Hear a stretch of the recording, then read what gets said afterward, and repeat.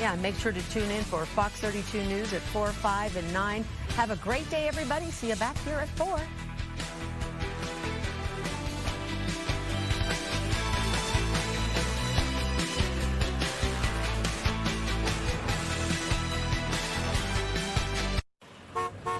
Show, including this really important topic. We've learned that Planned Parenthood of Wisconsin is pausing abortions. This starts on October 1st. This is all amid federal funding cuts. And we want to bring in political reporter from WITI, Jason Calvi, to add some perspective to this conversation. Jason, are you there?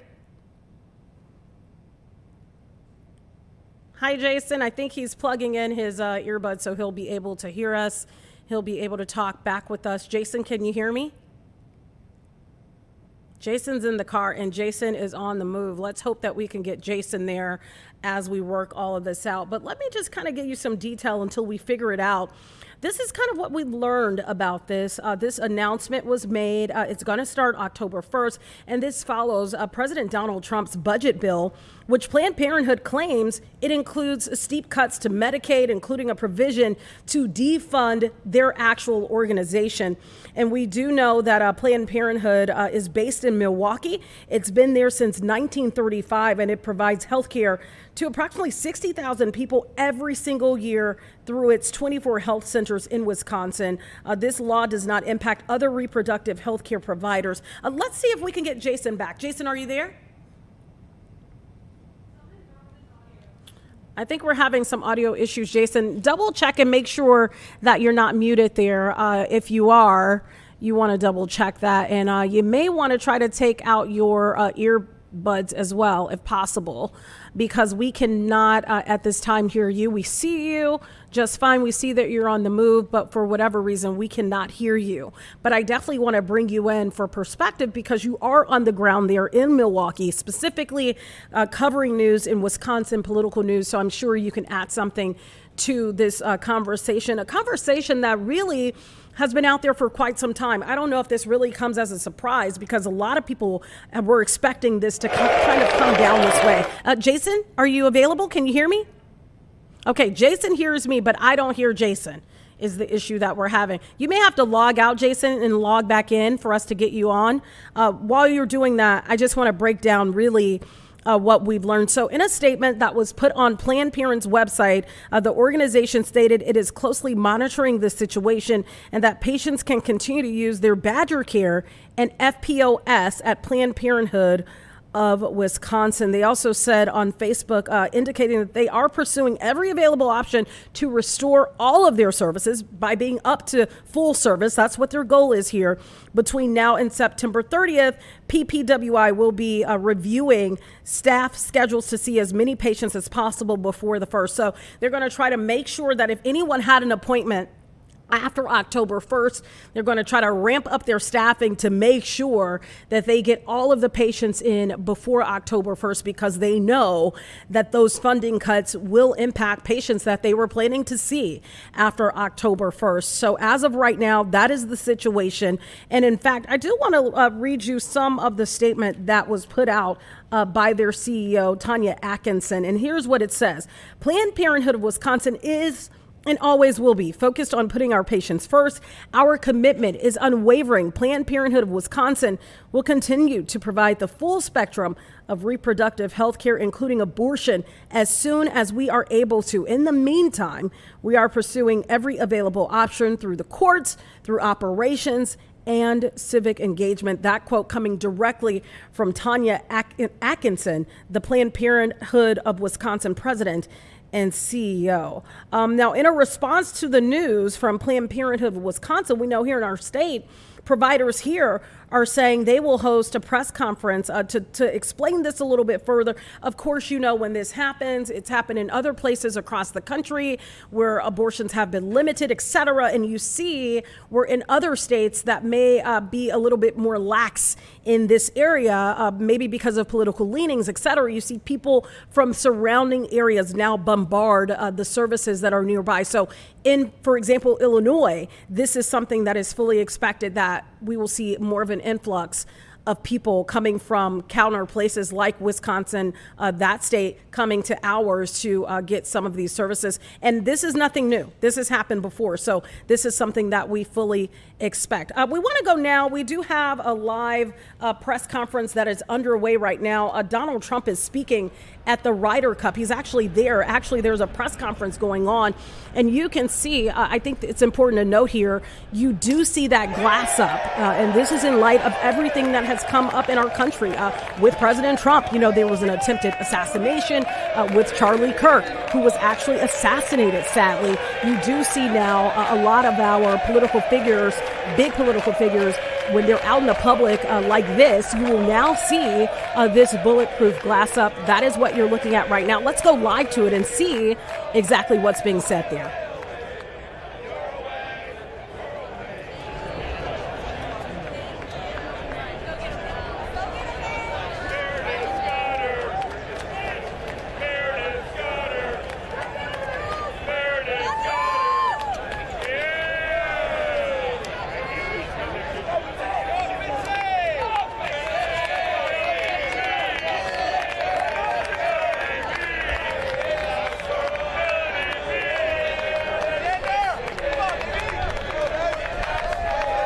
So this is a live look right now. Nothing is being said at this time. So just wanted to show you really that glass, that very thick glass up, really showing, you know, where we are in our country right now with all of these situations that have come up, an attempted assassination, an actual assassination. And so if the president does speak, of course, we will go to that live. We want to talk about something that is important and it impacts just about everybody out there who's listening right now, and that is the latest on inflation. And for that conversation, we want to bring in bank rate financial analyst Stephen Cates to talk a little bit more about this. Stephen, thank you so much for spending some time with us today. Stephen, are you there? I don't know if we can hear you, Stephen, but in terms of inflation, really, I think what everyone wants to know, anyone that is watching at this time wants to know, is really how does this affect everyday people when you go to the gas pump, when you go to pay for those groceries, and also when you're looking at the housing market. So that is something that we want to bring an expert in to talk about right now. We're going to do that right after this break. Stay with us. We'll be right back.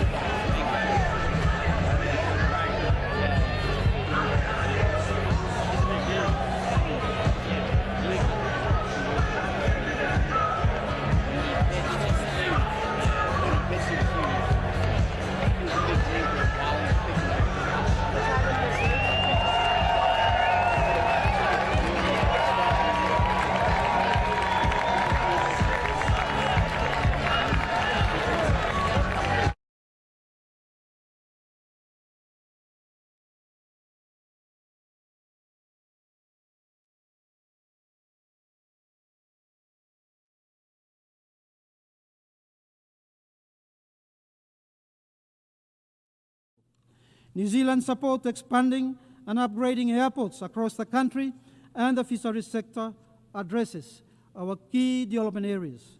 Japan's work on one of our key provincial hospitals, economic infrastructure, and capacity development is very much appreciated.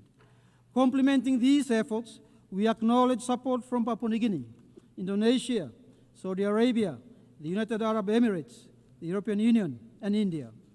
We acknowledge the support through partnership with the UN system, multilateral development banks such as the Asian Development Bank, World Bank, the IMF, and look forward to new partnerships, including with the OPEC Fund for International Development and the Asian Infrastructure Investment Bank. On the same note, Solomon Islands' journey thus far has been supported by our private sector, state-owned enterprises, and NGOs. We thank you for your commitment and partnership. Madam President, Solomon Islands reaffirms the right to self-determination as enshrined in the UN Charter. In closing, Madam President, each year we meet in this august chamber, carrying the hopes and aspirations of our people, to forge a collective future where peace, development, and dignity are pursued for all. This is the responsibility we must take seriously and respond to with sincerity and urgency. For small islands developing states like Solomon Islands, a strong multilateral system is not an ideal, but a necessity. It ensures that every nation has a voice, that power does not silence principle, and that cooperation...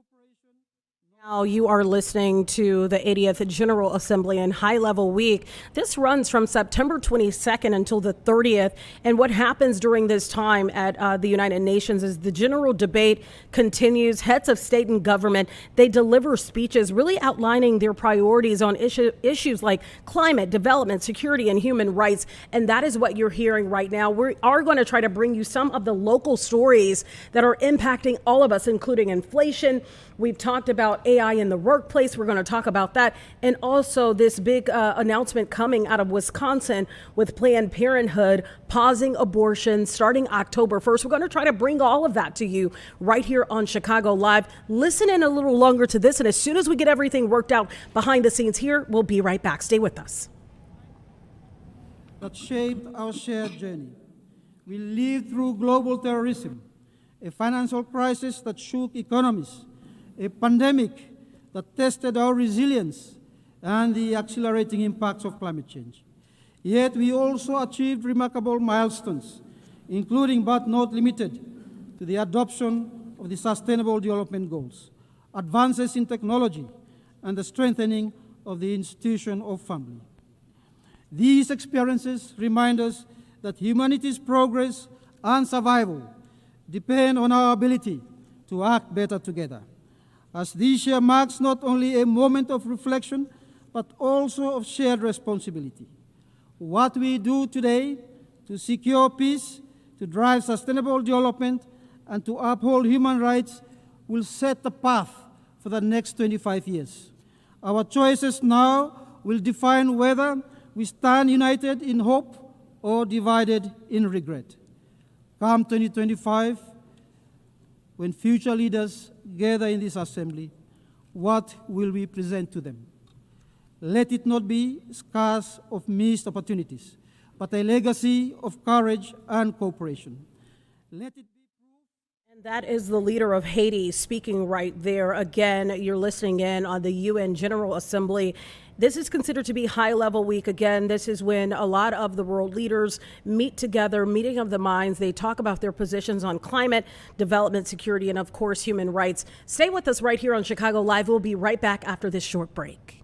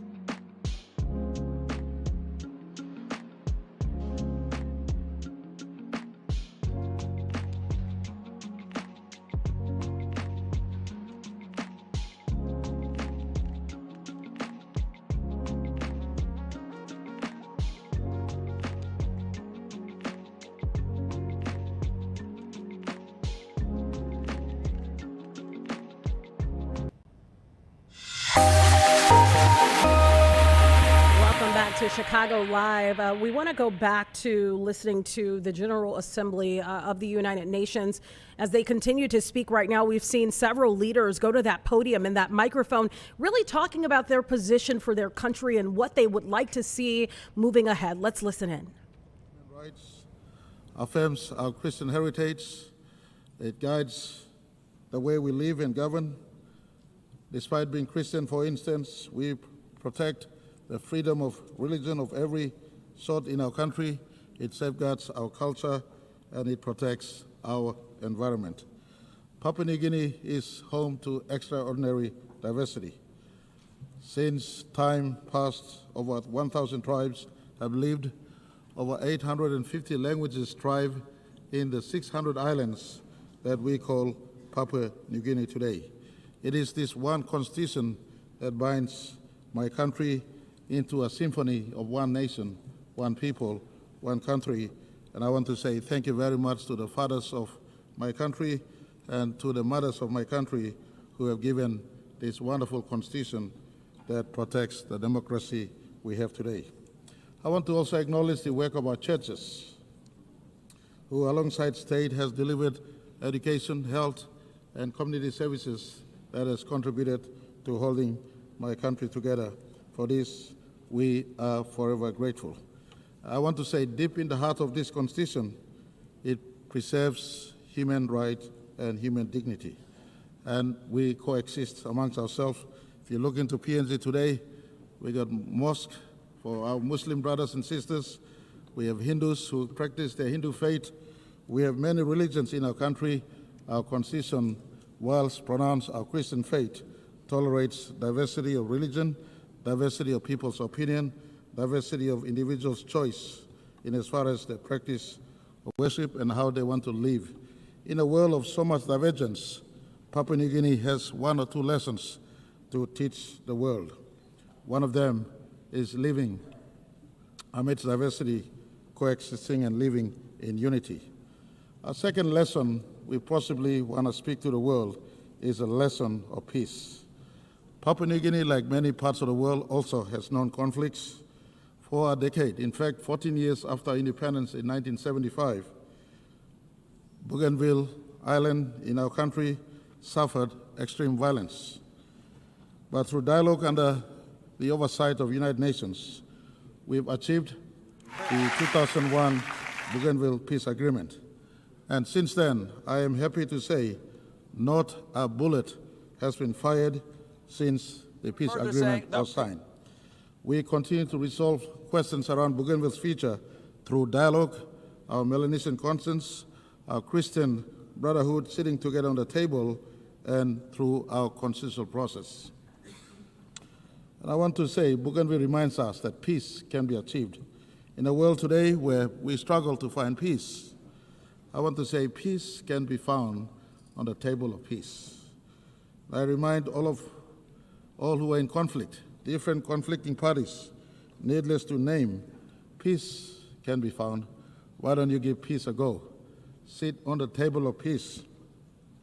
This morning I was pleased to hear Israel Prime Minister saying for the first time, or in fact he's been saying when re-emphasized again this morning, that Hamas, if you let go those who you capture, they could stop the war right now and then. That's a construct of peace. And I want to say, why don't we give peace a go? Hamas, for Israel conflict with you, you have the opportunity to give your people a moment of peace. This morning, Israel Prime Minister uttered that if you let go the hostages, including those that have been killed, they could stop the war now, right now. And for Papua New Guinea as a friend of Israel, I want to say, that is the Prime Minister of Papua New Guinea, James Marape, that you were listening to. And just a few facts about Papua New Guinea. It is north of Australia. It has around 10 million people and over 800 languages are spoken there. That is the most of any country in the world. We'll have much more of Chicago Live right after this break.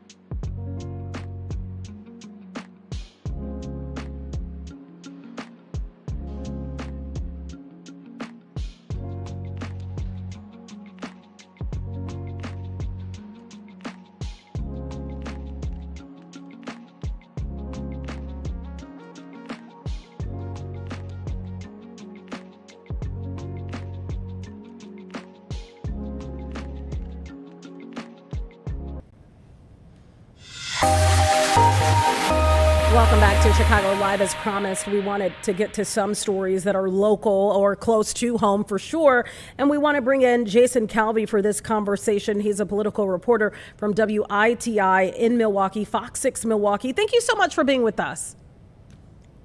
Hey, Tia, thanks for having me on. Appreciate it. I was like, don't take too long because then we'll think your audio isn't working. Okay, happy to know that your audio is working and happy to talk about this.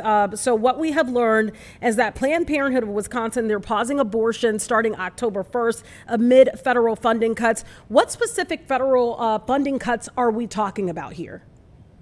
So we're talking about what Republicans called that big, beautiful bill. You remember that went through July 4th. And what that does is it actually has a defunding of Planned Parenthood element tucked within the 331 pages. One of the things it does is it does not use the name Planned Parenthood, but it does have what is called a defunding. What it would do is it would strip away Medicaid funding from entities that meet 4 different requirements, and Planned Parenthood meets those 4 requirements, one of which is that they're a nonprofit, another is that they provide mostly things like family planning services or reproductive health care services. And then the final component of that is that they do abortions. So this is 4 parts of 4 requirements of which Planned Parenthood meets.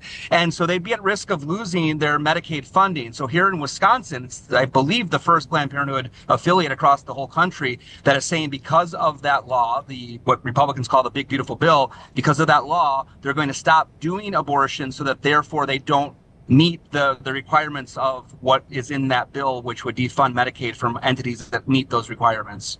You know, we did a story here, I want to say maybe sometime last year, about more patients coming from some of our collar states to then get abortion services in places like Illinois. Have you heard anything on the political front about what that will look like moving forward?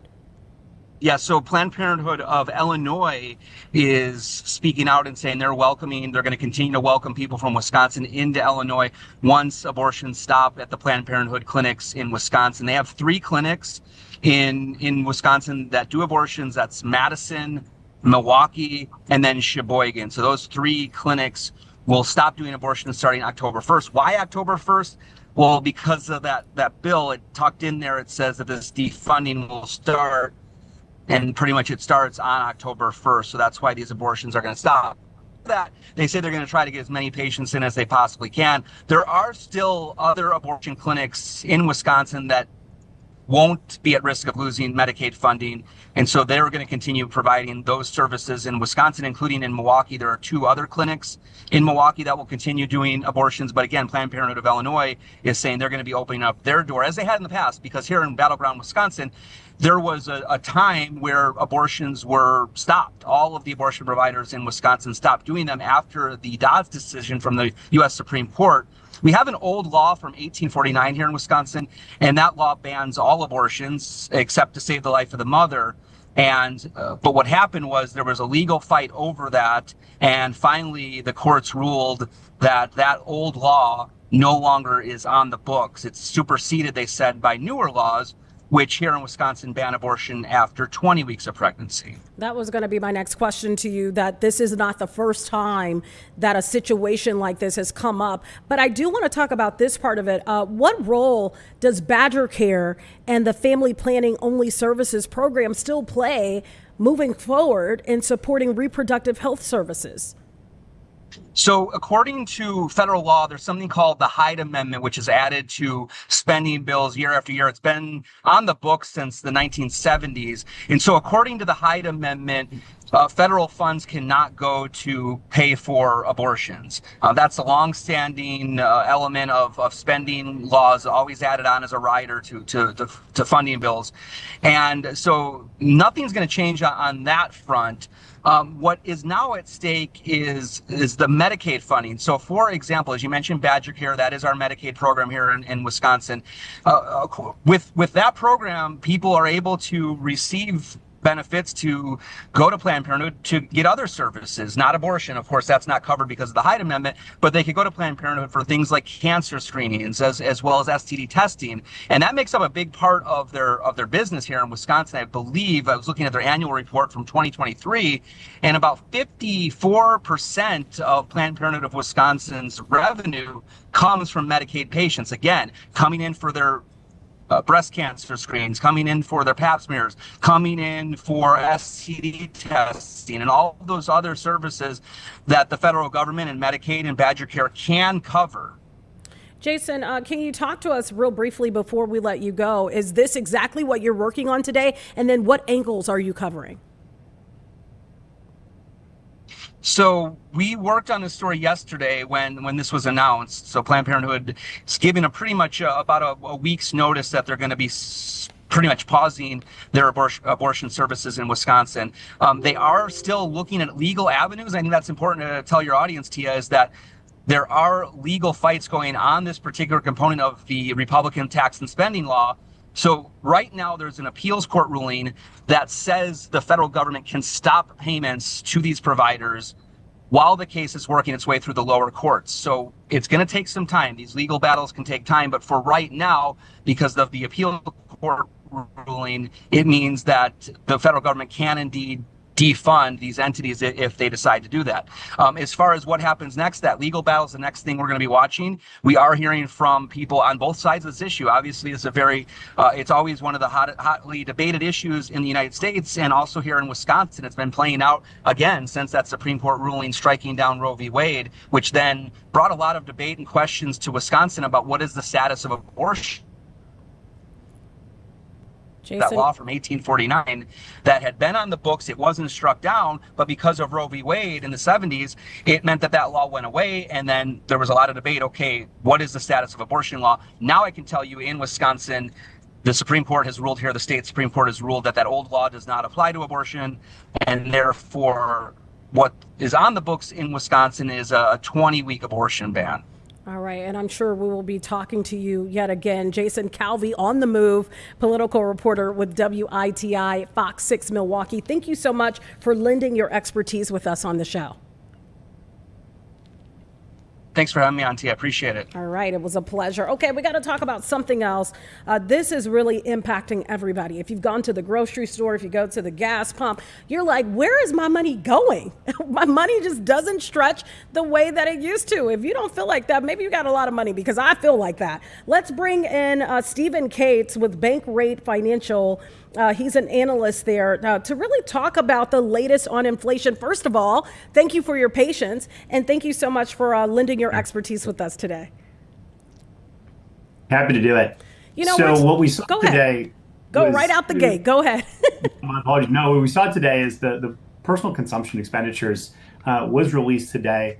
That's really a second confirmation after the consumer price index that we're seeing inflation rise. Now, it largely was at expectations. So this isn't likely to change the trajectory of what the Federal Reserve is planning to do with lowering interest rates, but it's still going to be something that consumers are going to start to notice. And, that's ultimately going to keep trickling into the consumer spending, and it's going to keep weighing on people's budgets. So let's talk about what exactly does that mean? We're already feeling like we're paying more at the grocery store. We're feeling like we're paying more for gas. We're feeling like we're paying something for everything. Will we start to feel that or see an easement of that in our bank accounts, in our wallets? Well, unfortunately, inflation is rising. It's going to continue to rise. The rate at which it's increasing, is the particular issue today. And what we're seeing is that, we're close to about 3% annual inflation. Now, the Federal Reserve targets inflation at 2%. So we're quite a bit higher than that.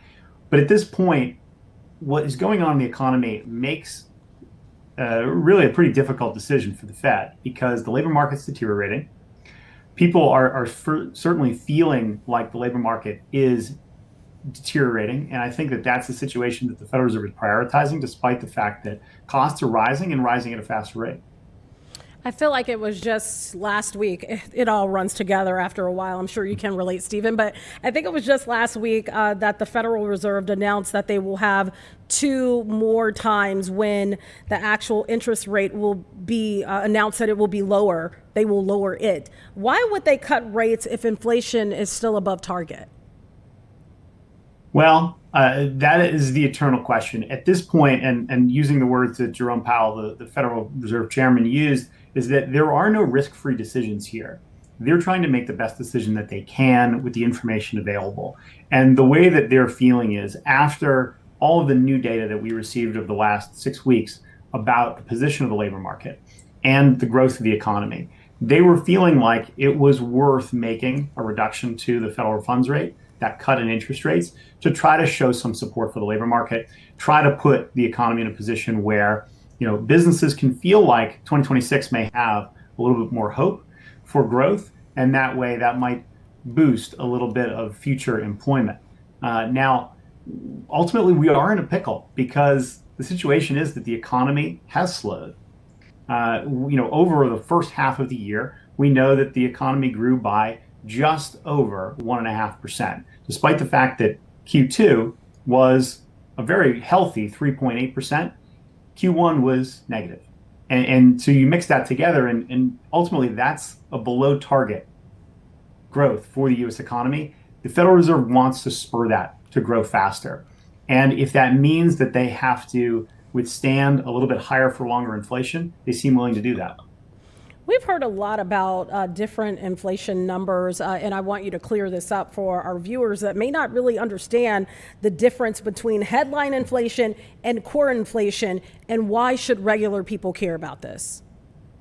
Yeah, so the main difference is that core inflation is excluding the very volatile food and gas prices, which is what is incorporated into the headline inflation number. So, when you think of these things, and this is key for understanding what inflation is inflation is the rate of change in the growth of prices.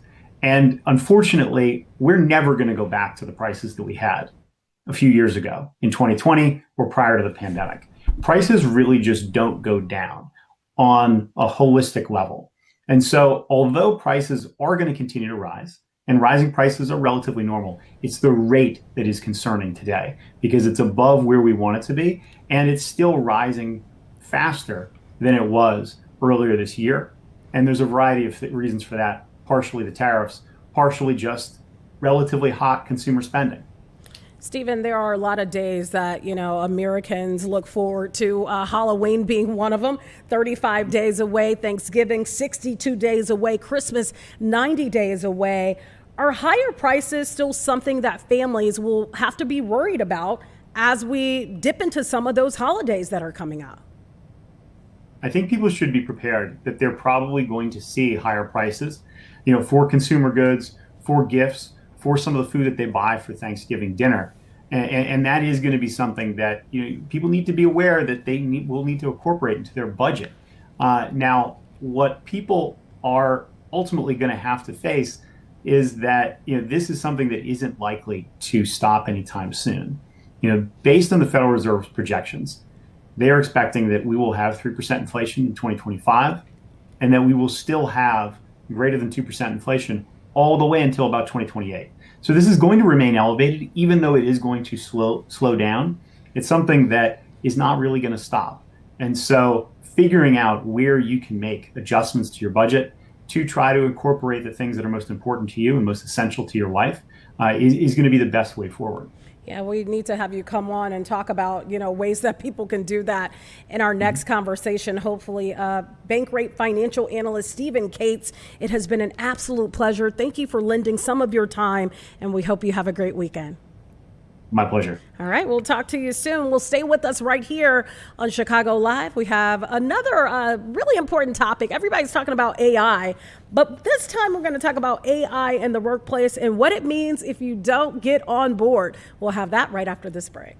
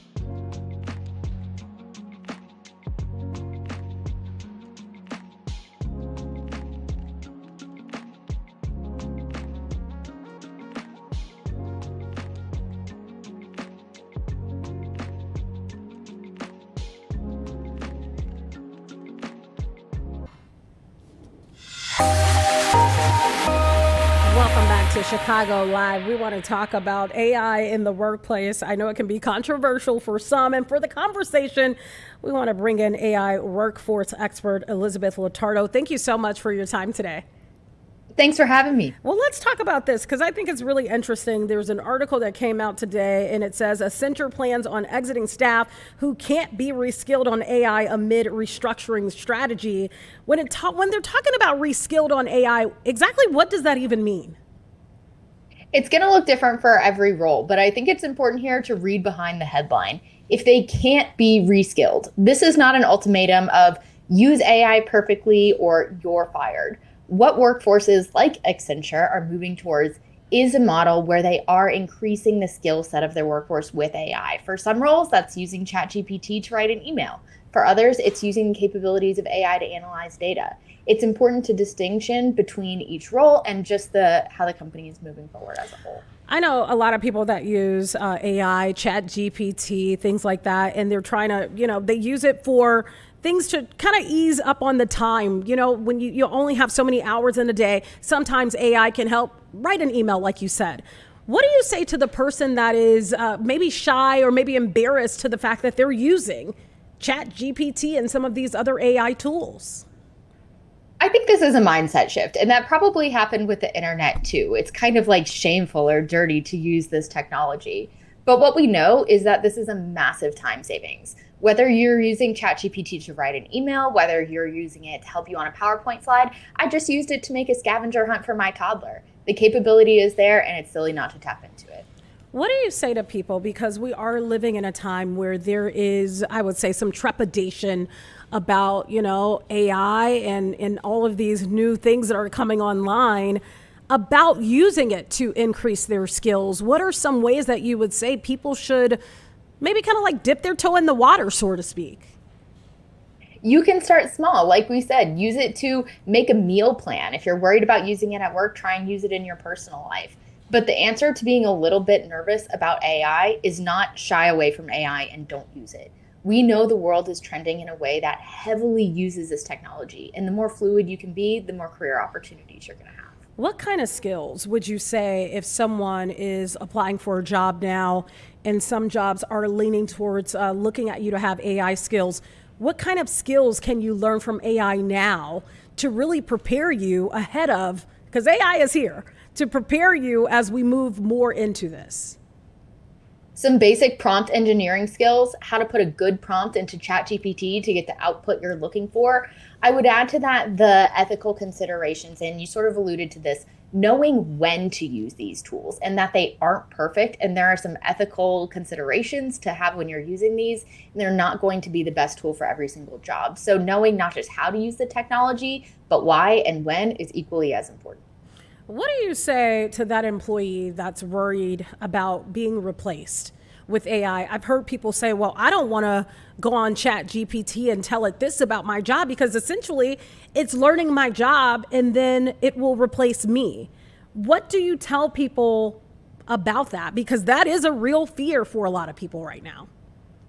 That's valid. And unfortunately, you're not going to get a don't worry out of me. That is a legitimate fear. You will not be replaced by AI, but you might be replaced by someone who knows how to use it in your role. So safeguarding all of your details, you certainly don't want to upload, proprietary information to ChatGPT, but putting a lockbox on your entire job is not going to protect you from the future. Your employer, the executives at your organization, they know this technology is out there. The question now is, do you know how to use it, or do they need to find someone else who does?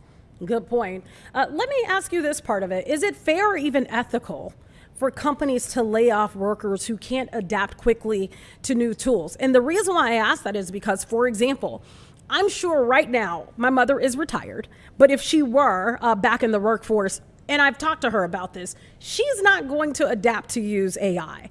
So would it have been fair, or is it fair for some people out there that are not interested in learning AI? Is it ethical or fair for a company to lay you off if you are in that category?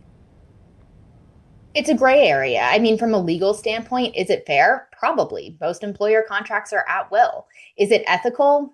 Probably not.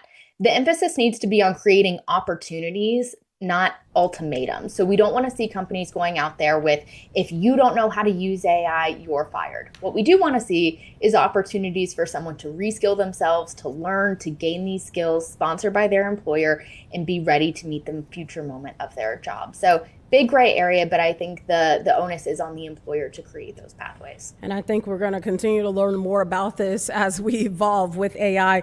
Elizabeth Latardo, have a great weekend. It's been a pleasure speaking with you about something that's already here. They used to say it was of the future, but we can't say that anymore because it is indeed here. Thank you so much. Thanks for having me, Tia. It was a pleasure. Okay, so right now, the U.S. Immigration and Customs Enforcement and also Florida Governor Ron DeSantis, they're holding a press conference to highlight what they call the critical partnership between ICE, state and local law enforcement agencies. This is happening in Tallahassee right now. We want to take a listen in. 2024. So we stand with the folks who are wearing the uniform. We are not going to tolerate any of this that you see in some of these other jurisdictions. And so just be forewarned, if you want to take a pot shot at an ICE agent or any law enforcement, you are going to have severe consequences. And one of the fellows that will be responsible for ensuring that the state continues that is our Attorney General. James Uthmeyer has done as much in a short period of time as anyone I can remember who's been serving in that office. And of all the issues that he's tackled, and there have been very many, I don't think you have an Attorney General anywhere in the country that's been more strong on helping advance President Trump's agenda on securing our border and making sure our immigration laws are enforced. And so it's an honor for me to be able to bring him up to the podium now.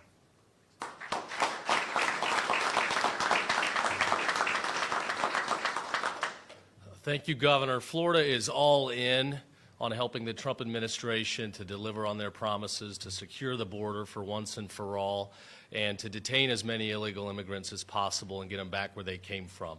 All of our agencies working with all of our state law enforcement, all of our sheriffs, and that only happens because of the leadership of Governor DeSantis at the top.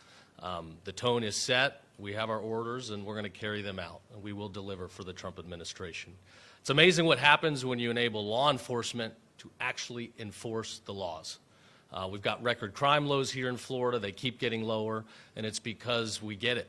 If you support law enforcement, if you give them the tools they need to be successful, and then let them go do their job, they will protect our families and they will keep us safe. Just last week in Polk County, we announced over 240 arrests in a human trafficking child predator sting, and 48 of those arrested were illegal immigrants. 48. Every week we have one of these stings, whether it's drug trafficking, human trafficking, and there's always a large number of people that are illegal immigrants. And it shows, it highlights the dangers that came in through the open border, the large amounts of crime that came in through the open border. Now, not everybody is malicious that's here illegally, I get that. And to those people I say, take the federal government up on their offer, the $1,000 and the free flight back to where you came from, where you remain eligible to come into this country lawfully. And for those out there that are evil, that are malicious, here in Florida, we're coming for you. Now to our leadership at ICE, thank you. It's been a great partnership. I reiterate what the governor said. If anybody out there is trying to intimidate, threaten, or obstruct the ability for our federal law enforcement partners to do their job, we will be watching and we will hold you accountable. We launched a partnership with our state police and ICE where if people are doxing or revealing personal information about these federal agents or their families, we're going to be there and we're going to hold you accountable. That is against the law. And by God, if you injure or attempt to target one of these officers, we will prosecute you to the absolute fullest. So I conclude by thanking our law enforcement. We've got the best state law enforcement, the best sheriffs in the country. They work together every day to make this the safest state to raise a family. It's been an honor to have their backs. Our highway patrol is up and down the state. You see them on the side of the road. You see them doing the Lord's work, enforcing the law, and it's an honor to support them. So with that, I'll introduce Director Dave Kerner that oversees the highway patrol.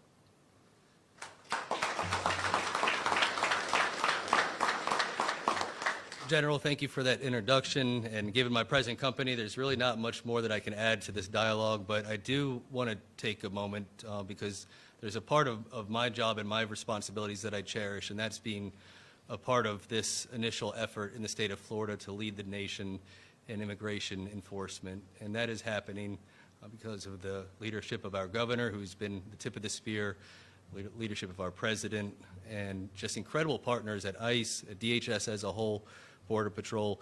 The governor mentioned that I just returned 2 hours ago. The colonel and I were on the ground in Brevard County with Sheriff Wayne Ivey. We apprehended over 400 illegal immigrants in 4 days. It wasn't just state troopers, it was agriculture officers. Colonel, excellent job. ABT agents, secretary, doing amazing work. It's FWC on the coastline doing their mission. It's FDLE targeting these criminal illegal aliens and going and grabbing them out of their places of work or home, wherever they're at. Lottery was out there with us. It was an amazing experience. But I say all that to say that we cherish the opportunity to be a part of the creation of this amazing program. It is working. We did 404 days. The Florida Highway Patrol alone probably eclipsed 5,000 since March of this year. When we go back and look at the numbers, it's probably going to be over 5,000 as of today. The Department of Financial Services, special agents were out there with us as well, Mr. CFO, and we appreciate their contribution. Our commitment to this mission is sincere. We have created a full-time immigration enforcement unit in the Florida Highway Patrol, perhaps the first one at a state or local level in the nation. But what was astounding and amazing to the colonel and myself was how many troopers applied to be in those 20 positions. I believe it was over 100 or more applied. It's because they believe in the mission so much that they want to do it full-time. Nearly 2,000 of our troopers are 287G certified, but we have a core passionate group because they see what this epidemic has done to our communities. They see what it's done to the quality of life. They've seen what it's done to officer safety and the safety of our families. And so we're very serious about this mission. Our troopers are starting to experience doxing as well, and we're going to start seeing that throughout the entire state and local law enforcement space. Director, Deputy Director, our commitment to you, and Garrett knows this, Garrett Ripa, the Field Office Director, we have your backs 1,000%. We will stand with and by your agents and your officers every day, and we're honored to do it. The only way that we are able to apprehend so many people in such a short amount of time is because of the partnership with the Florida Highway Patrol and our state law enforcement and our local county sheriffs and the Department of Homeland Security. We work as one team, and this model is really becoming very effective here in the state of Florida. We hope, and I think I speak on behalf of everybody in this room, we hope to see other states adopt this posture in immigration enforcement. And then the final point that I'd make, especially with the CFO here, with the Florida Agency for Financial Oversight, we are honored, deeply honored to receive, I think it's $13.6 million today on behalf of the Florida Highway Patrol, not just because we can use those funds to make our operations safer and more effective, but that it's an investment in the right thing, and it's a recognition from the President, from you, from the Department of Homeland Security, that we are doing a good job in the state of Florida, and we're honored to be on the team. Thank you very much for having me here today. It's my honor to invite Sheriff Hardwick from St. Johns County, who just his agency alone, as I understand, over 700 independent 287G arrests, leading from the front. Thank you for being here, Sheriff.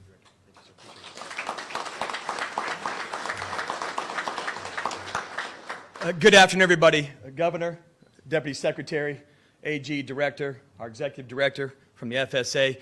I'll be honest with you. I had a notebook here where my entire staff, Logan, worked on prepared statements. If you know who Rob Arwick is and how we do law enforcement in St. Johns County, it's a waste of time reading it to you. I'm going to tell you from the heart of what is going on in the state of Florida. And I'm going to tell other states to pay attention because it starts right here. For us to stand side by side because we're missing people that are standing shoulder to shoulder with me. This colonel right here, this CFO right here, this FDLE man right here, our FDEM director right here. We stand shoulder to shoulder in the state of Florida. And Governor, it starts with you, sir. We got directions from the President of the United States to move forward with a mess that we had going on that was happening the previous 4 years. And we rolled our sleeves up in the great state of Florida, and all 67 sheriffs, no matter what your political background was, your race, creed, color, religion, sexual orientation, age, we stood side by side with the governor of the great state of Florida and said, we are all in, ma'am. We're all in the 287G program. I think as of today, 4,700 law enforcement officers in the state currently hold what they call a DIO status, Designated Immigration Officer. That's our partnership and commitment. But what we also did, sir, was we stepped up with our federal partners and said, you're going to reimburse us. We've heard that a lot of times, Deputy Secretary, before the President of the United States was currently in office, and the governor supported us financially over the years because we never could wait for any more funding. We just drove forward with the mission. But, ma'am, you have stepped up, and a lot of these agencies, and I know it's not you, it's you and your amazing team, but we have got paid over the last 4 days, 3 or 4 days, with more coming in. The deputy or director says $13 million for our troopers, unfunded liability, but that's exactly what happened. But as we work together on this mission is not over. We're at the beginning of a long journey together. Our law enforcement officers are being threatened, shot at in the state of Texas, trying to murder us. We're not backing down in the state of Florida. I recommend the other states take a picture of what's going on today. Our governor stands behind us. The Deputy Secretary of ICE stands with us. Our CFO, our Commissioner of Agriculture, our AG's office. We stand shoulder to shoulder in the great state of Florida. So here's to my brothers and sisters that don't have the privilege of working in my state, our state, Governor DeSantis' state.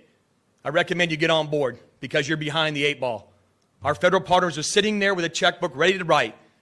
It's not lip service. It's real. We are not here for a photo opportunity today. We're here to tell you it's going on. It's actually happening, and we're being reimbursed. Governor, on a personal note, my wife, Kendall, and I got to thank you. The First Lady and yourself have been nothing but hands down supportive of the St. Johns County Sheriff's Office and our vision of what we got going on. It's been personal, sir, and you've taken care of us. I also want to take a moment to say thank you to the legislators. You've been phenomenal to the St. Johns County Sheriff's Office, but more importantly to our law enforcement in the state of Florida. Our Senate President, our House Speaker, it's a special thing we got going on here in the great state of Florida. Again, Deputy Secretary, thank you for giving us an hour of your time upstairs where she physically listened to some of the things that we can make better. And she didn't make a promise, she made an agreement. We'll make it better, Sheriff, and I know you will, ma'am. Without further ado, ma'am, I know you asked to come back to the podium, but thank you. God bless America, and God bless the free state of Florida. God bless America.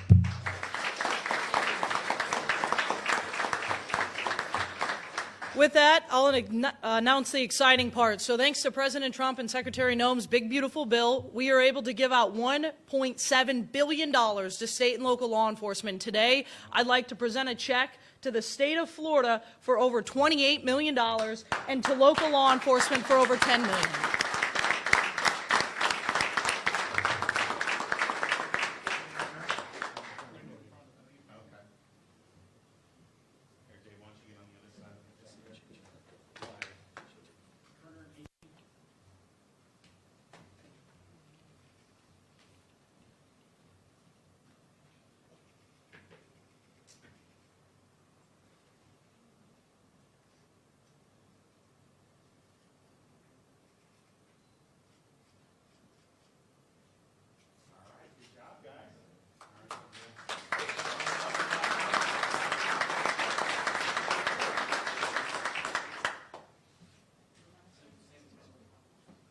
Which one are we going to do? We're going to in front of the lawn. Oh, right over here?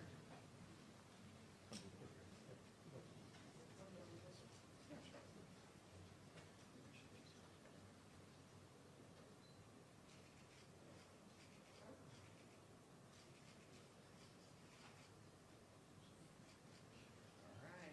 Great job, guys. You want it?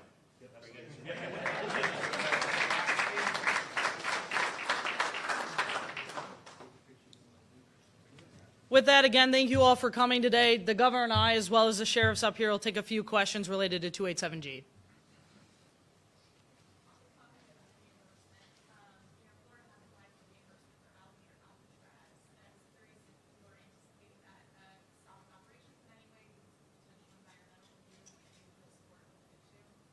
So Alcatraz is actually funded by a FEMA grant that the Biden administration used to bring aliens into this country. We're using it to remove criminal illegal aliens, but I'll turn it over to the governor to provide more information about Alcatraz. Well, so this is something that is it's the Dade Collier Airport. It is not a federal facility, and it is being staffed and run by folks under state control. So we don't have to do an environmental impact statement. There is no environmental impact because that would conflict with our overall policy agenda that we've spent so much money to help restore the Everglades, and actually have done more than anyone's ever been able to do. And President Trump's helped on that, by the way, because we did a deal this summer with the Army Corps of Engineers where they're delegating some of these projects to us. We can move quicker. So we already opened one of the pump stations. We're going to do another one very soon.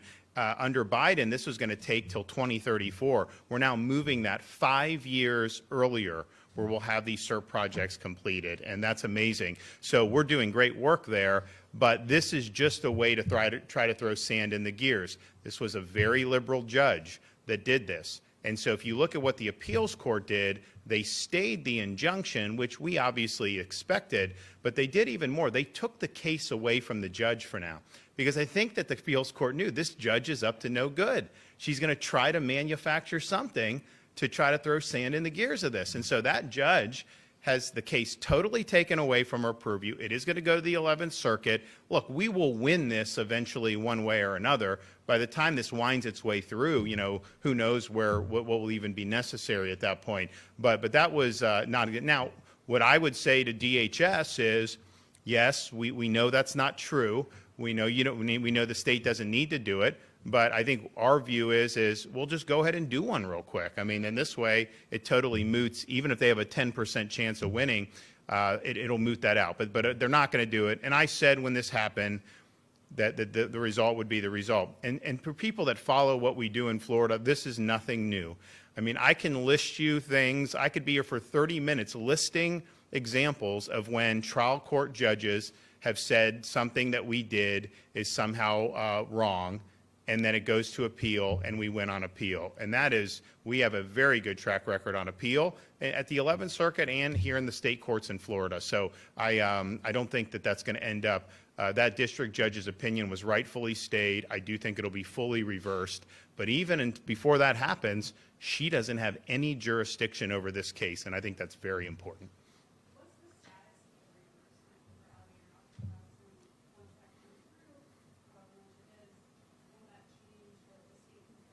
I don't think so, but you know, the reality is what I said from the beginning on this. We will get reimbursed eventually. You know, sometimes these things, although I saw Tom Homan the other day, and he's just like, send us your reimbursements. You know, we got a lot of money now. We want to help you guys. So that'll happen, and I know Kevin is working with them on doing that. I don't think it really changes anything because it's still state property and it's a state mission. I mean, just think about it. Almost any state institution can sometimes get some federal funding. I mean, universities, law enforcement agencies. So what? They're going to have to do environmental impacts? Of course not. Federal government doesn't have the jurisdiction to impose that on us. That'd be commandeering. So you don't have to do that. So I don't think it's going to really change things. But at the same time, you know, they have time where they could do a very quick impact statement. That's the thing. It was portrayed in the media like, oh, they're stopping it because there's actual environmental concerns. No. It was a report. It was a procedural thing that the Judge hung her hat on, and I don't think it's valid, but I also know that if they were to just do it, we know what the result of that report would be, and then it kind of moots out that argument. And there's going to be other things that they're going to try to, try to do on this. But I will say, the cadence is good out of there. They're moving detainees out of there. They're moving people out of Deportation Depot. What's the cadence of the flights at Deportation Depot, Kevin? Pretty good, right? Next week will be at 5 a week. So there you go. That's up there in Baker County, up in Northeast Florida. So, you know, this is what it's really all about. It's a great partnership. And again, we don't decide. Have been listening to that announcement that was just made by U.S. Immigration and Customs Enforcement, also known as ICE, giving $1.7 billion to state and local law enforcement. And in fact, they just gave a check to Florida Governor Ron DeSantis in the amount of $28 million. This is all to highlight the critical partnership, they say, between ICE, state and local law enforcement agencies. Of course, you know this has everything to do as well with immigration enforcement. I am joined now by Brian Jackson, who will continue our coverage right here on Chicago Live, and he'll have much more. What do you have coming up? Well, first up, we've got the head football coach from St. Charles North High School. They are undefeated so far on the season. They're playing Batavia tonight, who's 3-1, so it should be a good matchup for Friday night. You know we like to do a little high school football here on Chicago Live every Friday, but that is coming up after a short break.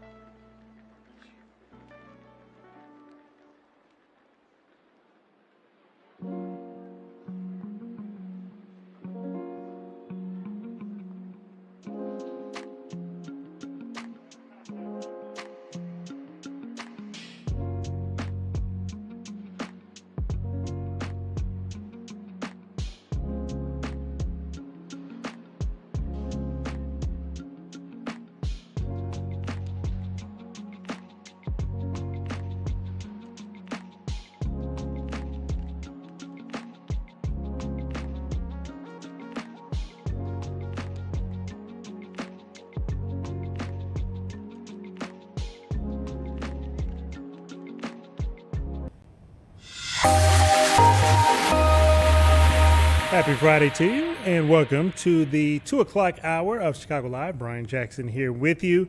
We're going to start this 2 o'clock hour with a high school football preview. We have the head coach from St. Charles North High School, currently undefeated on the season. We got head coach Robert Pomazak. Did I say your last name correctly?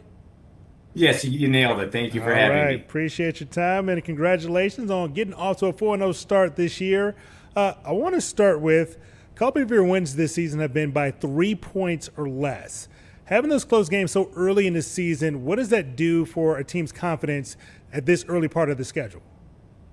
Well, I think anytime that you're able to kind of get through the tough parts of a game, I mean, this is why you compete, is for those moments that where all the chips are down and the game's on the line. And when you have them early in the season, you kind of find out, you know, the level of competitors you have on the sideline with you. And it galvanizes you as a team, and that's why we play such a rigorous schedule, is to kind of go through this this fire at the beginning, so that if we're fortunate enough to make the playoffs, we kind of know who we have and we know what we're capable of through adversity and good, bad, and indifferent. On the other side of that, when kids do experience this early success, how do you make sure that they don't get a little too full of themselves? Well, I think that's always the job of the head coach, is to keep things in perspective. And we talk about every competition being a reflection of our preparation and looking at the good, but also really diving into the areas that we need to improve. And there's always more than enough to keep us busy from an improvement standpoint. So the idea of reading our own headlines and starting to get an inflated ego, we really try to taper that off and head it off at the pass, because we focus on the process of improving on a daily basis. Tonight you guys got Batavia going. Their offense has been rolling lately. They've got over 35 points or more in their last 3 outings. What's the key to slowing them down? Well, first of all, Batavia football is a fantastic program led by Dennis Piron, who's doing a fantastic job there as well. I respect them a ton, but their offense is extremely high-powered. They can run, they can throw, they're big up front. So the idea is just going to be to kind of play a physical brand of football. Hopefully, our preparation puts us in position to make some plays, and it's really going to come down to who has the ball last. And I feel like a great opportunity for us and our community here, and we're excited to be hosting them tonight over in St. Charles. Is there maybe one or two players or maybe even a position group that is maybe kind of outperformed from what you kind of expected coming into the season so far? Our offensive line has been tremendous, and our running back duo led by Carson Durante and Tommy Vendel, they've rushed for over 200 yards 3 of our first 4 games, and our offensive line led by a senior group, Cooper Kowalczyk and Grayson Fuhr. They've just done such an amazing job, and in the game of high school football, the game is often won on the ground because inevitably, if you have the lead late in the game, you're going to have to run the ball to get a few first downs and run the clock out. So they haven't exceeded our expectations, but they've met them, and we're super excited to see what they can do this week. It's always good when the big boys up front are kind of leading the way. I want to ask, what is the vibes like on campus there? Team's off to a 4-0 start. I know the student section has to be behind them. Yeah, I mean, Friday nights are a community event, and it really, football galvanizes the community, young and old, and the feeling on a Friday is there's an electricity in the air. It's the pomp and circumstance of the lights and the band, and everybody has skin in the game. So it's one of the reasons why I got into coaching football, is because it really transcends all ages, and so it's going to be a great atmosphere tonight, and bringing a program like Batavia in a testament to what they do, because they always bring you the very best. All right, Coach, if somebody wants to come out to the game, where exactly is it located? Tickets still available, and what time is kickoff? Yeah, tickets are still available. We're about 46 miles west of Chicago. So it's 255 Red Gate Road, St. Charles, Illinois. We're right along the Fox River. It's a beautiful area. You'll see the lights as you cross the bridge, and we should have standing room only, but there'll be plenty of room for people who want to come up and walk up and purchase a ticket. All right, Coach, thanks so much for your time, and good luck tonight on to the Friday Night Lights. Thank you for having me. I really appreciate it. All right, time's now 2:11. We're going to take a short break, and we'll be right back here on Chicago Live.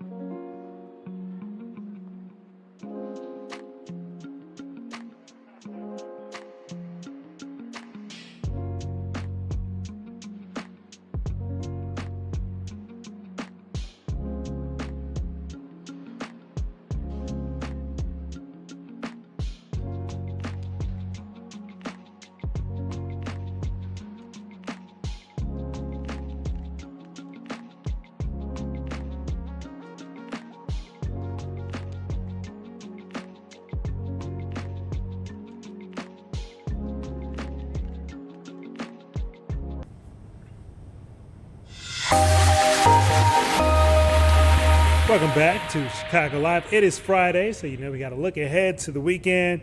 I was on my phone, was looking at Instagram. Sure. Had a couple friends with their kids in the pool. Why not? It's still that warm outside. Sure, why not? And I want to be friends with your friends if they've got a pool. Well, no, they were at like a community pool. Oh, so they still have lifeguards and they're still open, huh? Well, they were at, what is the name of this social club? I forget the name of it. What is the name of it in the West Loop, Perry? Soho Club, yes, Soho Club. I need a social club. I'm not that social, so I need to step it up a game a little bit. No, it's going to be perfect because we have temperatures as warm as the mid 80s coming up over the weekend. In fact, I declare that this will be the finest weather week in Chicago all week long. Ooh. We're talking about 7 days of mostly sunny skies, and we're talking about temperatures, if they're not in the 80s, which we'll have for the next 3 or 4 days, they'll be in the 70s. So there's, it's kind of like something for everybody. Yeah, well, if you're not happy in the 70s or the 80s, you're probably one of those weirdos that likes it like 20 below zero. You're probably one of those weirdos that likes 4 feet of snow. You're probably one of those weirdos that likes it like 110 degrees with 1,000% humidity. This is perfect. So, like, I didn't mean you, but there's somebody out there who and when I say weirdo, I mean I'm right there with you. You're one of my weather weirdos. Yeah, we really appreciate it. So, looks like no chance for rain anytime soon. Virtually none. No, I mean if we do see any chance, the chances are so minuscule. And this is typically one of the driest points of the year as we go September into October. That's why traditionally there's so many weddings because you weren't going to get rained out. You're likely to be very dry and very sunny, and temperatures are starting to cool off a little bit. So it looks just about like perfect weather right through the weekend and even beyond. We'll take it while we can get it. Yeah, absolutely. All right, Mark, I'll see you this weekend. All right, I'll be here. All righty. Thank you so much. As we take a look at the 7-day forecast out there, we got between 85 and 73. Should be a nice little stretch for Chicago weather. We'll definitely be missing these days once we get to the true starts of fall and winter. Well, I want to tell you about this next story. In Chicago, about 35 production workers who work at the Great Lakes Coca-Cola and Alsa facility, they were suddenly laid off with absolutely no warning. We're now joined by Don Lieva from Teamsters Local 727. Thanks so much for your time. Thank you for having us, or me. So Don, I want to start with, what is the response you've gotten about why the Great Lakes Coca-Cola decided to lay off these workers so suddenly? They claim volume. We don't buy it, of course. And also, I wanted to, what was that again? I couldn't quite hear you there. What did you say that they claim? I'm sorry. No, so they're claiming that the layoffs were due to volume, production volume. So. Oh, I see.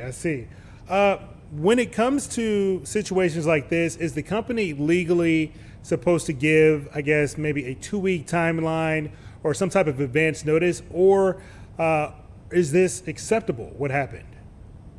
No, so typically, what we would like to see happen is that they notify the union ahead of time so we can negotiate over these layoffs if, in fact, they are warranted. The company did not do that. What they instead did was that they called the union 10 minutes before pretty much laying the 35 folks off, which didn't give us enough time to get down there at all. Not only did they do that, but they asked everybody to leave the facility immediately, treating them like criminals, not allowing those that were laid off, that were there, that got the news, to gather their belongings. And they also ended up calling the folks that were on different shifts that had not yet made it to the plant and let them know whether or not they were laid off. So as the Teamsters, go ahead. You go ahead, finish. No. So you asked whether or not they did it properly. We're not sure. It could be against the WARN Act, which requires companies 60-day notice to their employees and to the union if in fact they are going to lay people off. We're not sure yet. We've already sent in an information request along with filing a bunch of ULP charges, unfair labor practice charges against the company. We won't know that. It's still outstanding, the information. It doesn't look like they're going to be sending it anytime soon, but we're just waiting now. Has the company given any explanation for why they made this move so suddenly? Like, obviously, you mentioned that they said that this is because of volume, but did they provide any explanation for why they didn't give any advance notice? No, I mean, it seemed very scripted. It was like, hey, the plant manager and management that was there at the facility, it seemed very scripted. It was, hey, we just got the call this morning, and this is what happened, above our pay grade, basically. But other than it's been, it's a volume issue, and that's why they decided to do what they did so abruptly, not treating these union members with respect. I mean, these are folks that have been there, 10, 15, 20 years, and to be for them to be treated that way, not given the respect of some notice, and honestly, I mean, and not giving the union respect. I mean, we've partnered, and I use that word lightly, but we've partnered through a bunch of contract negotiations with the company, and we've gone back and forth, and for them not to even give us a heads up is really a smack in the face, not only to us, but again to the members there, not only to the ones that are laid off now, but the ones that can, the rest of them, they don't know what's going to happen. There's a lot of questions the company has yet to answer for. How do you think that maybe this situation could impact some of those future contract negotiations? Well, listen, I tell you what, we don't take it lightly. We are not fans of bullies. This was a bully move, and the membership is upset. So, we honestly just recently negotiated a contract, and so by the time we are going to negotiate this, they have to negotiate these layoffs in good faith, and we're going to hold them to that. But the relationship is damaged here. They did it in a very wrong way. Again, they treated the members with such disrespect, and it's gonna be a long time before the members are gonna forget that, and if they even. So you ask, what's the relationship gonna be like? It's not gonna be great. You mentioned that there has to be some negotiations after these workers were laid off. Could you take us behind the scenes? What exactly does that look like? Are we talking about severance here? Are we talking about compensation? What exactly can these families who are now, I guess, down income, what can they expect going forward? I don't really want to go into details, because then obviously I'd be making promises, but I got to tell you, we're going to get everything we can. There are times where the severance packages are bigger. There are times where we can get folks back. I don't know what the outcome is going to be like, but I can tell you that we're going to fight like hell to get them everything possible. And last one for you. I know you don't, I want to ask you, what do you think is the timeline for, I guess, coming to some type of negotiation or some type of common ground with Coca-Cola in this sense? As far as the union stands, I mean, we'd like to get this thing resolved immediately. I got to tell you that the request for information was sent. It's outstanding. We were told that we were going to get the information today by end of business. We'll see. I couldn't tell you. The way they handle this, I'm pretty sure they're going to slow walk this thing as long as possible. I'd like to give you an answer. I'd love to give the families answers. I got to tell you, but we keep everybody informed. We're really good about sharing information with our members, even with those that are laid off. So all I can say for those that are laid off, continue to look for our emails and our updates through our stewards. They can call me directly if they don't have my number. They can get it through the stewards. I'm happy to take the calls. But we're trying to get this resolved as soon as possible. All right. Don Lieva from Teamsters Local 727. Thanks so much for your time this afternoon. Thanks for having us. All right. Time is now 2:23 here on Chicago Live. We're going to take a short break, and we'll be right back.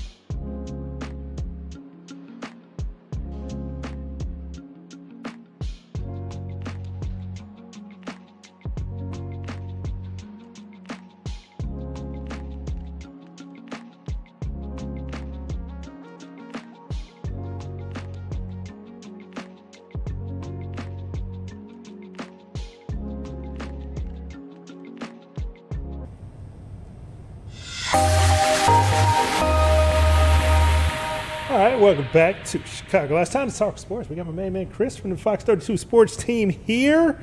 How you doing? I'm all right. How are you? I'm doing good, doing good. We're getting 2 sports segments in the show today. It's been fun. Got to start with the Bears on the road out west in Vegas. It feels like Chicago fans are kind of taking over Vegas. We're hearing reports of the stadium there is going to be about 50% Bears fans. I want to start with Caleb Williams, coming off of being NFC Offensive Player of the Week, 4 touchdowns. How do you think he matches up against this Pete Carroll defense? I think he matches up pretty well. I know people want to point to the game record. That's Max Crosby. I mean, he's really good. He's a really good player, worth the money and everything. But I think after that, you have to say, hey, what's in the back end? What's in the secondary and that kind of stuff? And I know the Raiders were struggling a little bit, especially the last couple of weeks. They gave up 200 yards passing to Marcus Mariota, backup quarterback in Washington.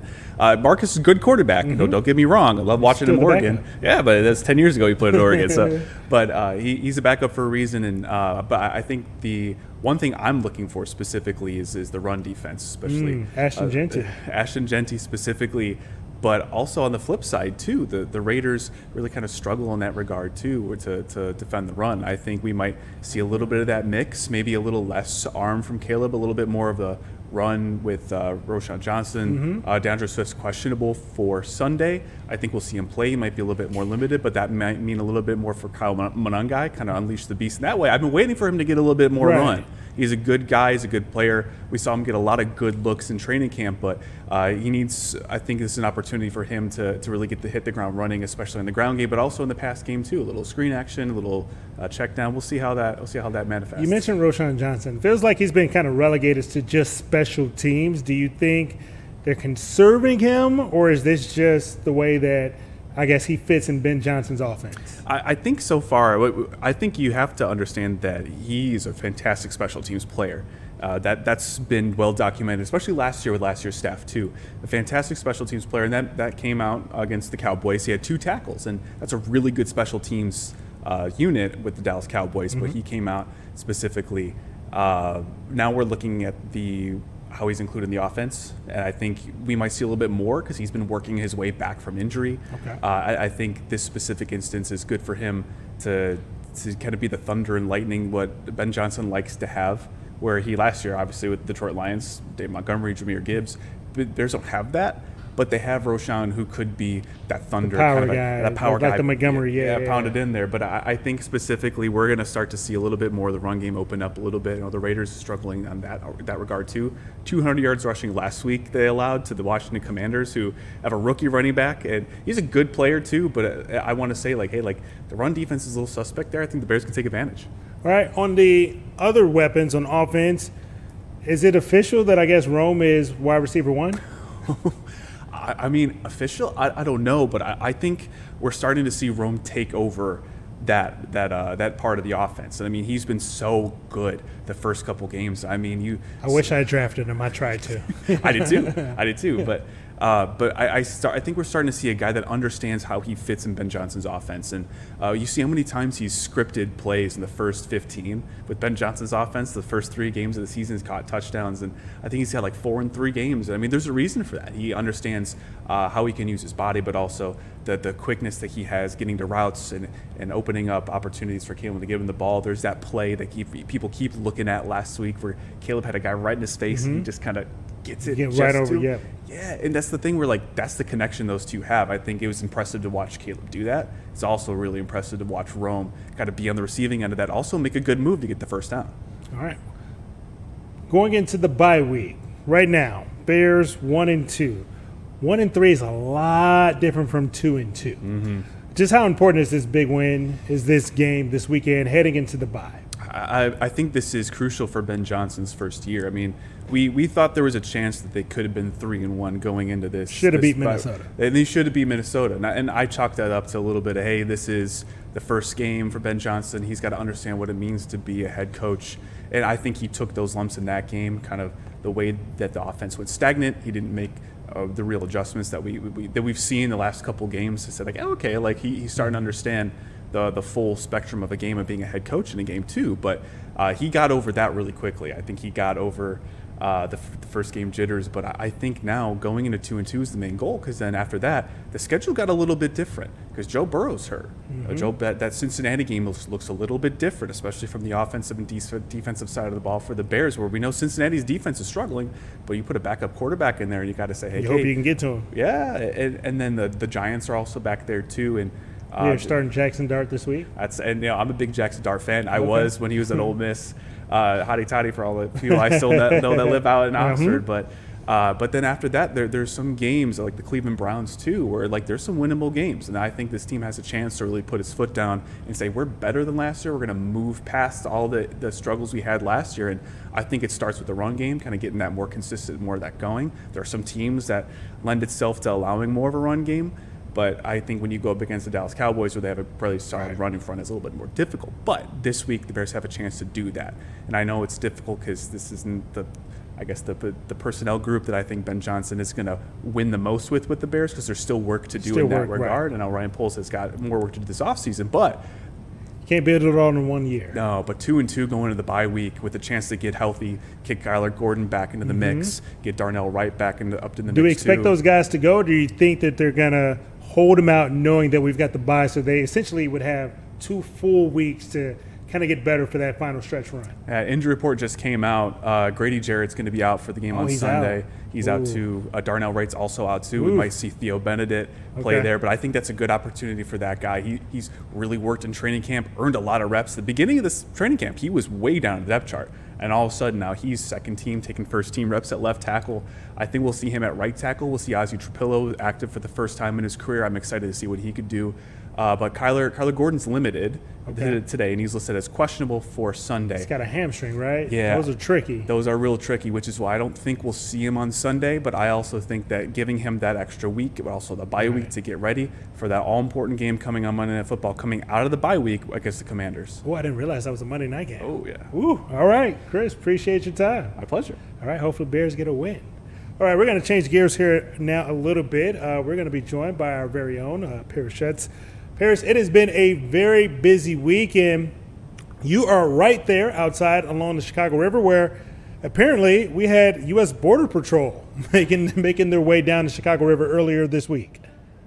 Yeah, let me get horizontal here for you. Yeah, Brian, we have we've got information that there are 4 Customs and Border Patrol boats that have been deployed along the Chicago River. They tweeted that out. Now, we've tried to get interviews with them. We have not been able to get any response from them, but there have been pictures of Gregory Provino, one of the CPB chiefs, going up and down the river. They have been armed with long guns on these boats, and in some of these pictures we saw photographers, so it looked like kind of like a photo shoot. Beyond that, we really don't know more. They say that this is just a way that they can deploy to keep communities safe as they target undocumented immigrants. But some of our helicopter cameras caught them this morning around the lock area, then moving west. We haven't seen them. As you can see right now, it's just kind of a busy day along the Chicago River. Tourist boats, normal boats, the architecture cruises. Beautiful, beautiful day out here, obviously. A lot of traffic. And so, we talked to the police department that say they're not coordinating. They don't know anything about this. They've not communicated with local officials. I spoke with Alderman Brendan Riley, who says he believes it's just a glorified photo op. But in his words, he said, we don't tend to get a lot of swimmers in the Chicago River. Yeah, I was going to ask you about that. I guess of all places to go in the city of Chicago and of our 77 different neighborhoods, why the Chicago River? Is this just a show of force just to say that, hey, we're here, and to, I guess, spread fear? We want to ask those questions, and we just haven't gotten any answers on that. But if you look at the fact that there are a lot of cameras on these boats, and CPB and ICE, they've been very active in making videos, very well-produced videos with heavy metal music, just kind of announcing their arrival. And at this point, that's all we can assume what this is about. The immigrant populations in Chicago tend to be clustered on the southwest or the northwest sides, not really close, at least to the mouth of the Chicago River here downtown. So it wouldn't tend to be a very opportune place to find undocumented immigrants. And then, if you're going to jump off the boat and try and chase them down, you got to dock the boat and you're nowhere near sort of you're below street level here. So it's hard to say why they're deploying these 4 boats on the Chicago River. But again, we just need to get answers from them, which we have not been able to get, and they're not coordinating with local officials. And, as we said, there tends not to be swimmers in the Chicago River, and when you cross to the other side, you're still in Chicago. And you mentioned the south and the southwest sides of the city, Paris. We are seeing some reports or some immigration advocates say that enforcement activity is really starting to pick up in the back of the yards neighborhood. Have you been able to speak to anybody there about, I guess, some of the proactive things that they're doing, knowing that they are potentially being targeted by ICE as well as immigration officials? All we know from the immigration groups like ICER and the Resurrection Project is that, yes, they've conducted these actions in places like back of the yards, but also suburban areas like Elgin. We saw CPB post something about Niles, an operation there in the north suburb, but we don't know who they're detaining. They have claimed to be going after only violent criminals, but other studies have shown that the vast majority of folks being rounded up do not have violent criminal records. And so we don't have clear answers from the Department of Homeland Security. We've been trying to get those answers daily, and they have just not been forthcoming with those answers. So we just kind of know from these immigration groups that get calls, they're monitoring where ICE is, and then they kind of go and follow where that activity is. But, as it relates to the boats, we don't see any kind of activity happening downtown. So again, not sure why the boats are necessary. All right, kind of moving to another topic here. Paris, I want to ask you anything that our viewers should know that came out of City Council yesterday. They had a lot of proposals on the table. Yeah, a lot came from City Council yesterday, including this notion of granny flats and converting, your attic or your coach house to a rental unit. The mayor has wanted this. The Mulders have wanted this as a way to get more affordable housing. There have been pilot programs for this in some areas. And they struck a compromise, and it passed unanimously with a few folks abstaining, but no votes. Compromises, aldermen would have to opt in their awards to this new program that would allow for the granny flats. And it would allow between 1 and 3 granny flat conversions per block per year. The concern among aldermen of wards that have more single-family homes is that it would just overcrowd our blocks, and we don't have room for that. And so they get to opt out. And that was the compromise that was struck. Also, the Chicago Fire Stadium, the zoning was approved for that. Privately funded, built by Joe Mansueto, the owner of the Chicago Fire, but there'll be some public monies for infrastructure and roads around there. Very interesting looking development. And community benefits agreement changes for folks that live in South Shore, worried about rising property values and rents as a result of the Obama Center going up. They want to just make sure that folks are not being displaced, that there are lots there that can be purchased for affordable housing. And that has already been the case in Woodlawn, but it really hasn't been utilized. The city hasn't built on those lots. Questionable whether this could be an effective way to keep people in their homes as rents and property values rise. And not to mention, folks that own homes there are happy to see their values rise as a result of this development of the Obama Center and how it could help property values around the neighborhood. Definitely two sides to that story for sure. Paris, thanks as always. Enjoy the river. We're enjoying a beautiful day along the river. We're trying to spot some of these boats, and we will have more for you at 4 and 5. All right. If you do spot them, let us know. We'll bring you back on. Thanks again, Paris. Got it.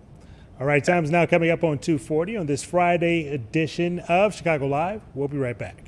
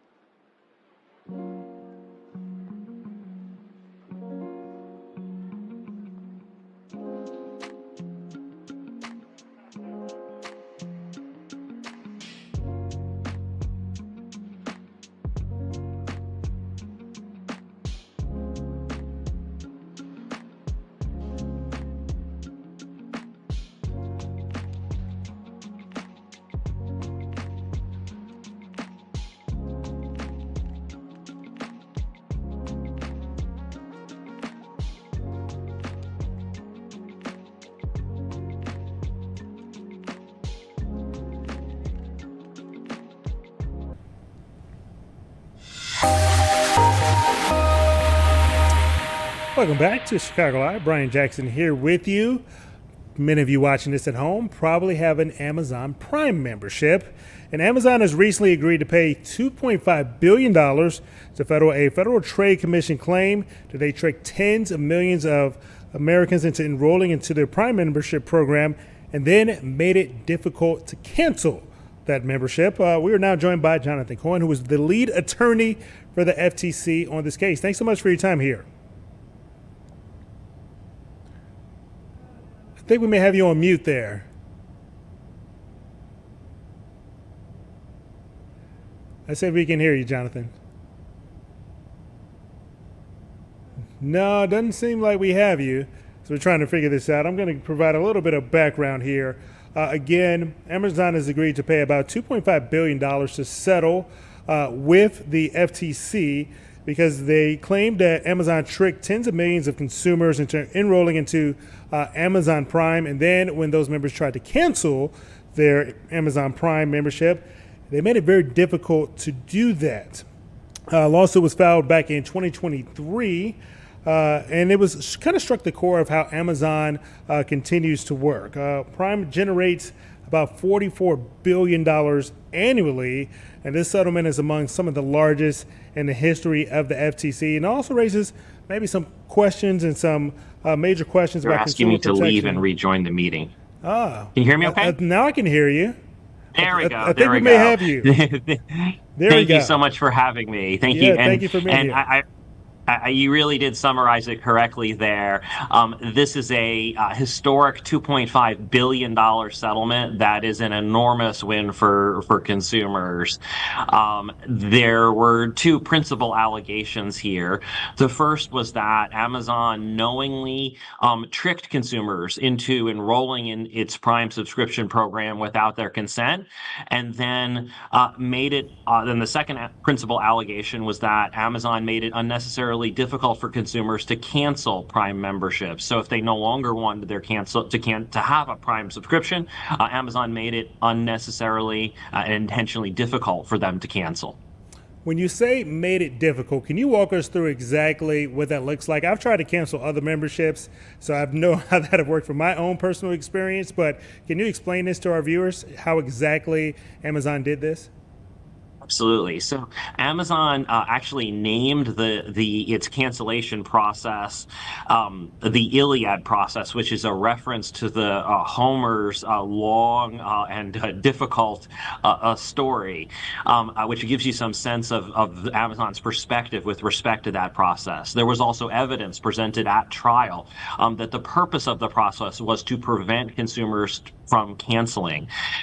It took, depending on exactly how consumers approach the process, 6 pages and 6 clicks, and that's in order to complete a cancellation, and that's assuming the consumer knows everywhere to go and does everything right.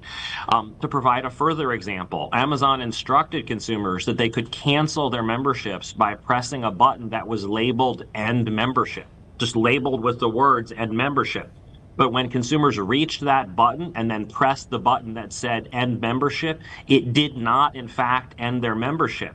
And consumers who reasonably misunderstood that they had ended their membership at that point would be continued to be charged by Amazon for a membership that they reasonably thought they had ended.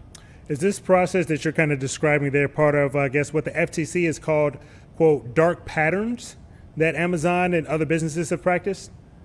I'm not sure that I would use that particular language. What this is a type of inappropriate design. Certain design patterns that can be used online or that are used online, and I do believe, I want to be clear, it's by a minority of companies, but design patterns can be used online in ways that violate federal law. So here, the federal law that is at issue is something called the Restore Online Shoppers Confidence Act, or ROSCA. And one of the things that ROSCA does is it creates obligations on companies that are selling subscription services online, like Amazon Prime, to do certain things. And one of those things is to make sure that consumers have a simple cancellation mechanism. Because the mechanism that Amazon had established, this Iliad cancellation mechanism, was not simple. Amazon's cancellation mechanism was in violation of the law. So for the settlement, does it include any requirements for Amazon to kind of change the way that this practice goes as far as when they're getting consumers to sign up for Amazon Prime going forward? It does. So the settlement contains a number of provisions that will require Amazon to come into compliance with the law, which was obviously one of the principal reasons for this action in the first instance. Among other things, with respect to enrollment, it will have to be clear to consumers that that when they take certain actions during Amazon checkout, that the effect of those actions is to enroll them in a auto-renewing subscription service that has a price. On the cancellation side, it will no longer be permissible for Amazon to have a confusing process, a process that has unnecessary steps or is unnecessarily complex. $2.5 billion is obviously a very, very big number. How exactly are consumers who are impacted by this actually benefit from this settlement?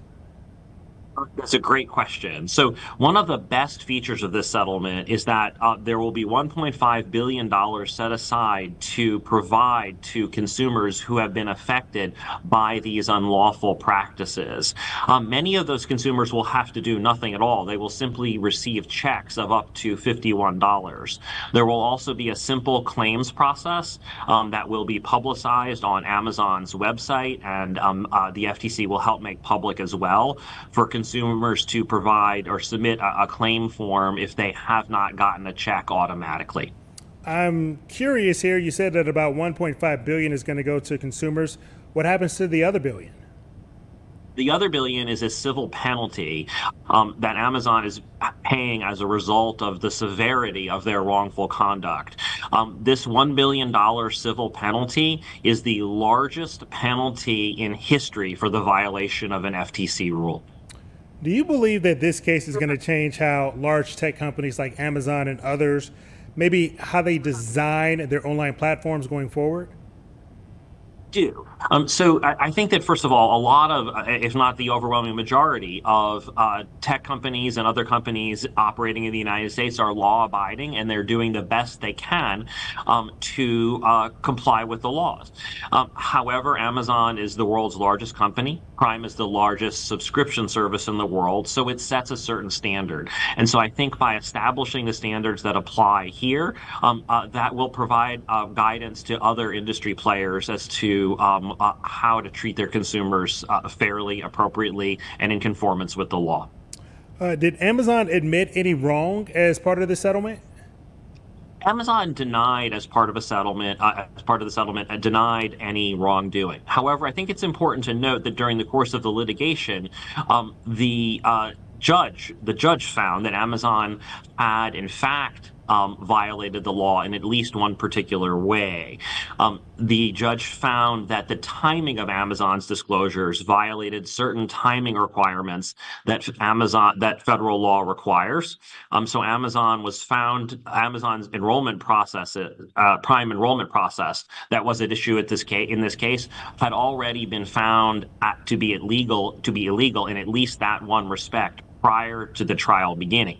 Additionally, the judge also found that two individual executives who were named as defendants in this action, were responsible for that illegality. So while Amazon has formally states that it neither admits nor denies any, or states that it denies wrongdoing, it's important to note that the judge in the case went much further than that. When a case is this big and involves so many people all over the country, how does it land on your doorstep, and where exactly was the case adjudicated? Well, the case was adjudicated. The trial began not far from where I'm sitting in federal court in downtown Seattle. Cases are brought in different locations for different reasons, but here this was brought in Seattle because it was the location of Amazon's headquarters. That makes sense. And how did you guys, go about your investigation of this? Are you relying on, what you've learned from Amazon, or are you reaching out to certain users who are impacted this? Could you share a little bit of insight on, how you approach a case like this? It's a great question. So let me make a couple of points. First of all, we are a law enforcement agency, so I'm not able to tell you exactly how cases like this are developed certainly in any specific instance. What I can say is this. We rely very much on information that the public provides us. The FTC on its website has a feature that enables the public to report problems that they're having with everything from subscription programs to other types of scams, other things that are going on in the consumer protection space. And we love to hear from members of the public that way. That is very helpful to us. We also look at news reports, and we conduct other types of law enforcement activity, including undercover activity and just other types of law enforcement activity as part of our general processes of developing the case. In terms of the extent to which we relied on Amazon's assistance in this matter, actually, we relied on Amazon quite little. The court actually found that Amazon had wrongfully withheld documents from the FTC that the FTC had requested pursuant to a subpoena, and that it had done so in conduct tantamount to bad faith. I think that finding speaks to the fact that Amazon knew that it was doing something wrong. In the case that Amazon, I guess, maybe finds a workaround, are there any parameters that they have to find, and what would be the penalty if they were found doing something similar in the future? Penalty, the consequence if they are found doing something similar in the future could be extremely severe. So there is now a federal order that is in place that requires Amazon to make these changes. So not only is there a federal statute that sets a standard of conduct with respect to prime enrollment and cancellation, or enrollment and cancellation with respect to subscription processes generally, Amazon is now under a federal court order, and a violation of a federal court order can carry potentially civil or even criminal contempt sanctions should Amazon violate the court order and not do the things that the judge has ordered Amazon to do. So we certainly have every reason to expect that Amazon will comply. Jonathan Cohen, lead FTC attorney, leading this case against Amazon. You've been a source of information for us. Thanks so much for your time this afternoon. Thank you so much for having me. All right, time is now 2:55 here on Chicago Live. We're going to take a short break, and we'll be right back.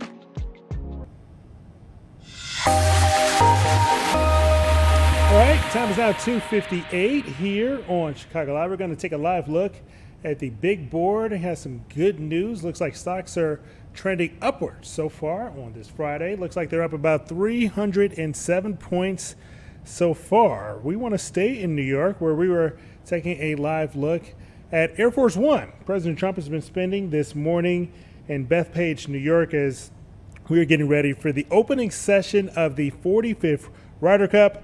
It began this morning with the foursomes at, of course, one of the best golf courses in the entire nation.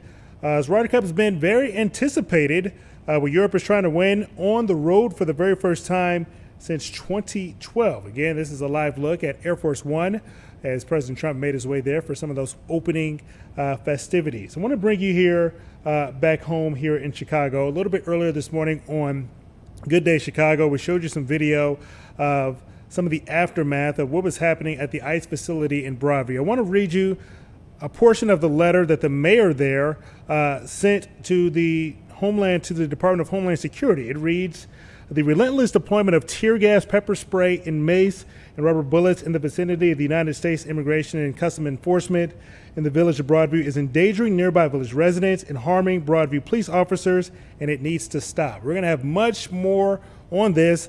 Our reporter Casey Cronin is on her way there. She's going to pick up our coverage there when Fox 32 News at 4 continues. Until then, I hope you have a great rest of your Friday. Almost every day, certainly weekly. And I mean, you could see it in that agent yesterday. I mean, he's drunk on violence. Yeah. He was when we say the cruelty is the point. Sometimes you say if this is what they do when the cameras are on, what do they do when they're off? But they're trying to demonstrate cruelty to make people afraid of speaking up, of asking questions, of bearing witness. And that's why we feel like it's so important to be there bearing witness. And I was really moved when yesterday, after she was released, and I'll give credit to the ProPublica reporter who gave her the platform, to say this is what we were fleeing. Like in Ecuador, they beat us, but we thought the United States was better or different from that. And we're insisting that it be better and different from that. So I don't know too much more about her status. They've come more recently.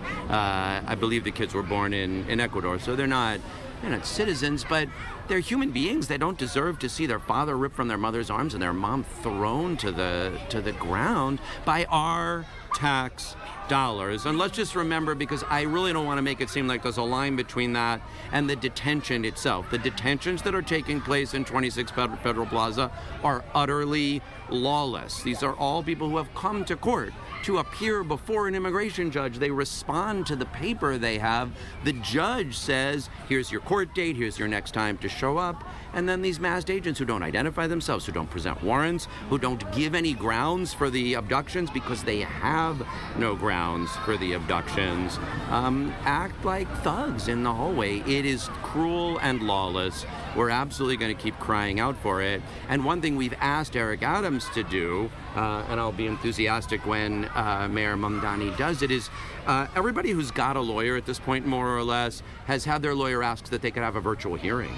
And they get to appear before the judge, but they don't have to go down